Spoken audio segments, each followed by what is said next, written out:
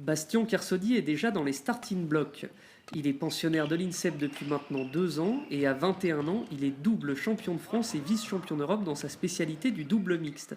Prochaine étape, le niveau mondial, et Bastien a clairement envie de mettre la France sur la carte du badminton international. Je sais que le badminton en termes de résultats, on n'est pas excellent et le matin quand je me lève, quand je vais m'entraîner, je me dis que j'aimerais bien être le premier à pouvoir faire que l'équipe de France de badminton puisse devenir un grand nom du badminton international. Pour atteindre ses objectifs, Bastien travaille 20 heures par semaine. Un passage obligatoire s'il veut concurrencer les Chinois, qui trustent tous les titres majeurs depuis plus de 20 ans.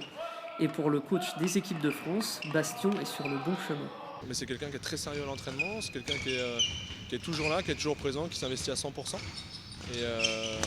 Et il sait très bien que voilà, ça passe par là pour aller sur les futures échéances olympiques, pour aller sur les futurs championnats du monde. Il faut qu'il travaille beaucoup et encore beaucoup pour y arriver.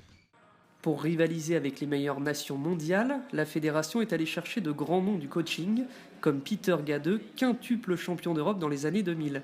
L'objectif, modifier les habitudes d'entraînement et intégrer le top 3 des nations européennes. Le nouvel directeur de la performance qui est arrivé il y a 6 mois maintenant, qui est donc Peter Gadeux, un ancien numéro mondial danois. Il y a donc une réelle ambition de la part de la fédération d'élever ce niveau français et d'essayer de l'amener au plus haut niveau possible.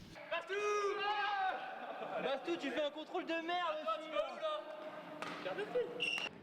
Même s'il n'est pas qualifié pour les prochains Jeux Olympiques de Rio, Bastien le sait, les meilleures années de sa carrière sont à venir.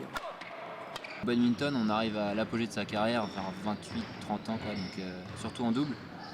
Donc c'est vrai que Tokyo pourrait être une marche. Et ensuite, Paris 2024 pour faire rêver un peu les Français et même réaliser mon rêve, moi qui est de gagner l'or.